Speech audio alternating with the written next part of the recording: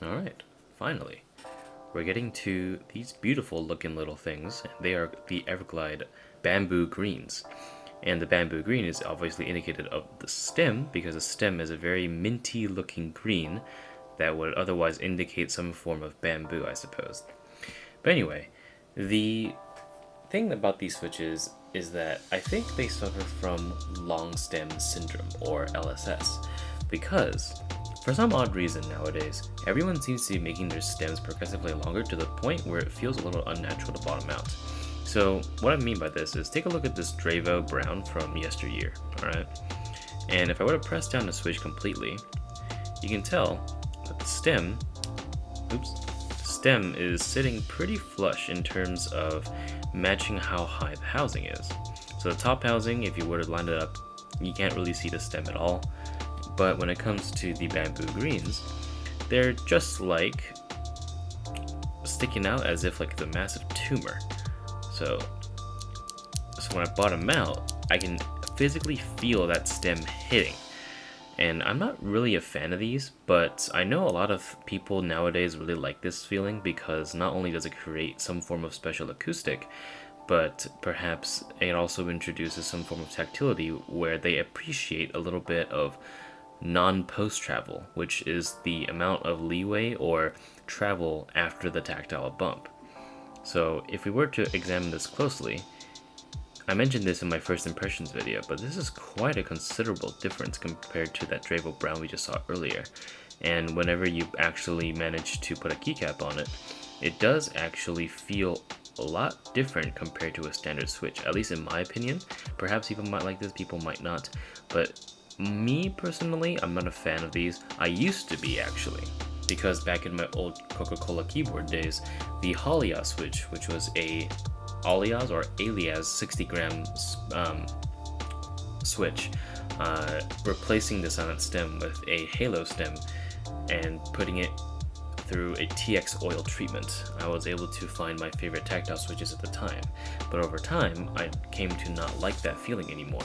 So when I came across these, I was very surprised that the stems were this long to the point of being able to stick out of the top housing for quite a bit.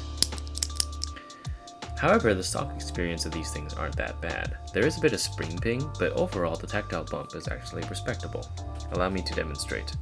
So, let me slowly press the switch and you should be able to gauge how strong the tactility is along with how big it is. So, we have a little tiny edge of pre-travel. Perhaps it's not even pre-travel, but we'll just consider it as so. And if I press down, that is the bump.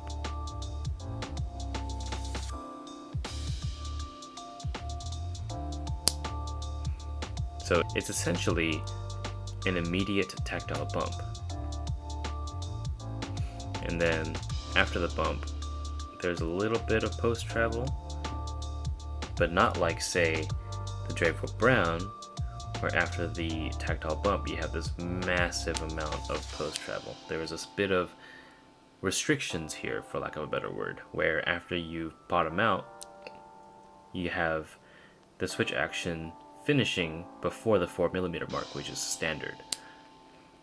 Spring ping wise, it's not too bad, but it's pretty audible if you were to actually put it up to the mic and listen to it. So here it is.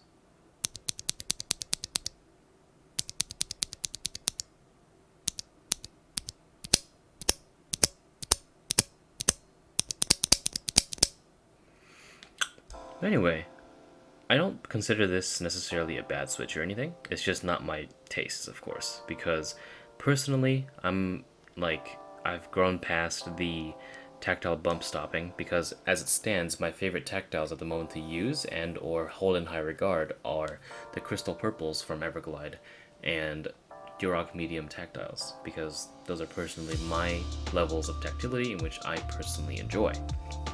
But that's not to say that people won't enjoy the bamboo greens. So once again, the only thing I don't like about the Switch is the fact that it has a big stoppage when it comes to bottoming out. Let's take a look at these lubed and filmed. Perhaps it might change my opinion on these. Here's the switch taken apart, and of course, by taking out the stem, you can tell that the massive nub on the bottom is the reason as to why this thing does not bottom out all the way. So, gold-plated spring, and the insides look pretty cool. It's like a little ivory look to it, but the same can be said about the peacock blue, which is a linear form by the switch.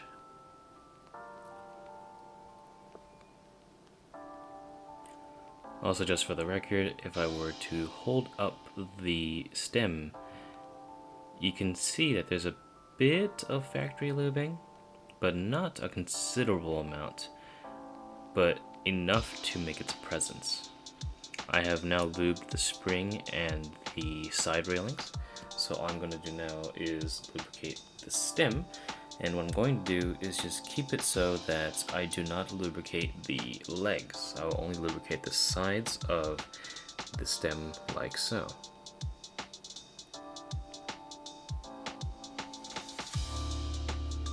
And that'll call it. Of course, I need a switch film, so I will grab a TX film. One of these beautiful lads.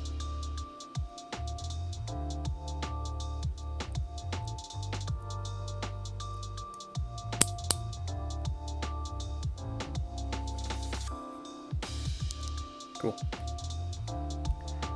Alrighty, we've got ourselves the lubed and filmed bamboo green, respective colors as well, and let's compare it to a stock switch. So here is a stock bamboo green. I'm going to put it in front of the mic and listen to all the stock sounds and such.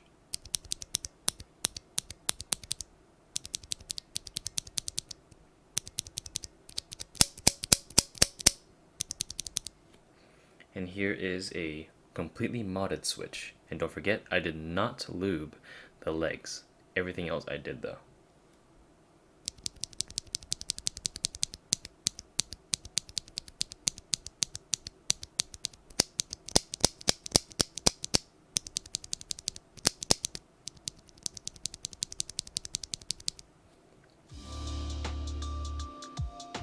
Alright, two things I have observed. One, the sound doesn't differ that much between a stock and a lubed and film switch. For example, if I were to just hold it up and if I were to put it in my other hand,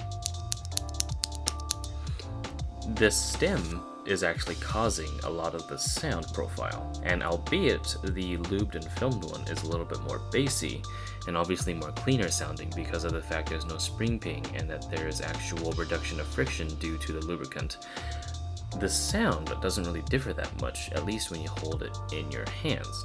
But of course, what is a test without proper testing? So I'm going to switch over to this acrylic switch tester. Man, I can't wait for the Socket 68 to come around. Apparently CNC and such is almost done. It should be coming at the end of July. So, anywho, let's continue. Alright, so we have a little bit of a different angle this time. I found it much easier just to put my little tripod on the left and just angle the microphone downward, so we don't have to set up a weird ass tripod thing anymore. But if you do like the other side, I guess you can tell me in the comments. But anyway, we're here to compare the stock sound experience versus the lube and filled experience of the bamboo greens from Everglide. And our keycap of choice today is this cute little page up PBT die subbed keycap from Formilla. Alright, so standard practice applies here, of course. I'm going to put the switches in the center post, for lack of a better term, for stock, and then lubed and filmed without and then with the keycap. And I'll do a back and forth comparison because, to be quite honest with you, I'm pretty sure that's what like 80% of the viewers come here for here anyway, so all my work is in vain, right? Anywho, let's try it out.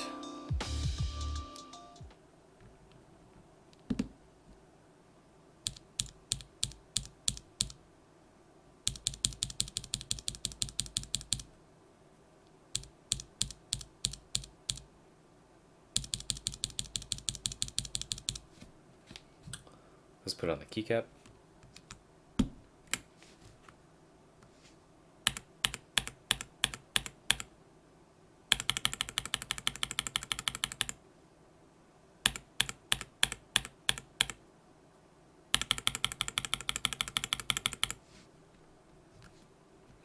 I do notice a little bit of leaf rattle, but that's probably just the stock spring and such playing tricks on me. So let's put on the lubed and filmed one and see what difference it makes.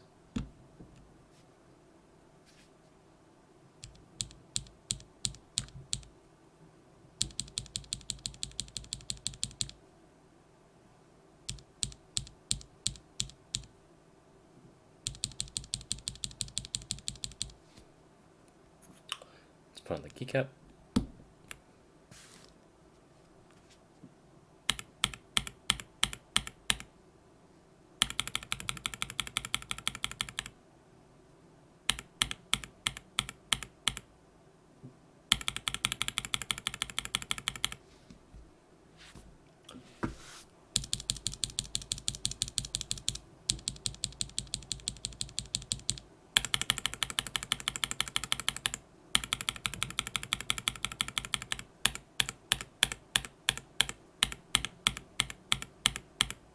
Well, I guess my hunch was correct. The long stem really does play a part in the acoustics of this Everglide bamboo green. And unless if they did retool, because there is a very, very lengthy and very informative review of the entire Everglide lineup done by the Theremin Goat, which I will link in the description below. Please check it out. It is such a good read. I don't know whether or not I like the acoustics of the Switch either. However, the entire hobby is super subjective anyway, so there's no point in telling you what I like and don't like if it's going to be subjective all the way through. But objectively speaking, if you do like the reduced travel due to the long dick stem of this Switch, then I suppose something else that you can check out from Everglide themselves can also be the Moyu Black, because the Moyu Black is basically their competitor to Holy Pandas, as of course Holy Pandas have halo stems that obviously have a longer bottom. They do have a different sound signature, but they are somewhat more sharp compared to a Holy Panda. And I do believe that if you're into this sort of reduced travel form of Switch, then you might want to check out both the Bamboo Green and their Dark Jade Black. If you're into the linear part of this sort of speed Switch where the stem is super long and you do like the reduced bottom out, the counterparts for this would be the Honey Yellows and the Peacock Blues from the Everglide company. But anyway, I didn't expect it to be a little bit shorter, but then again, it's just one Switch, right? I didn't really compare it to anything else. But I would say that alongside just having a longer stem to reduce the amount of travel there is with the Switch, objectively speaking, the acoustics don't really change when you lube and film them, so I suppose do it at your own discretion. But of course, considering this hobby is super subjective, if you're going to be using these switches and you want that extra tad bit of sound security, for lack of a better term, then lube and film these, because I don't think you're not losing anything when you do that. The only thing you'll be losing is the stock experience, and if you didn't like the stock experience, then what's stopping you, right? Anywho, that's all my thoughts on the bamboo greens from Everglide. It is a bit of an antiquated video at this point because, it's been a year since these have released, if not more, and I've already had these in my possession for so long that I might as well just have hammered this out anyway, but I wanted to re-poll, and of course, this is what came up as the poll in the community tab, so I thank you for your input. Next, of course, I'll be filming and lubing some GeForce. I have had this for a long time now, and I've only gotten around to doing around 20 or 30 of them before stopping because I'm a lazy son of a bitch. So expect an actual custom keyboard video to come around soon, but until then, I hope this video was satisfactory. If you have any questions, I'll try to answer them in the comments below, and of course, have a good summer, stay safe, and especially with the Delta strand out there now, I wish you guys all the best. So take it easy, thank you for coming around, and I'll catch you next video.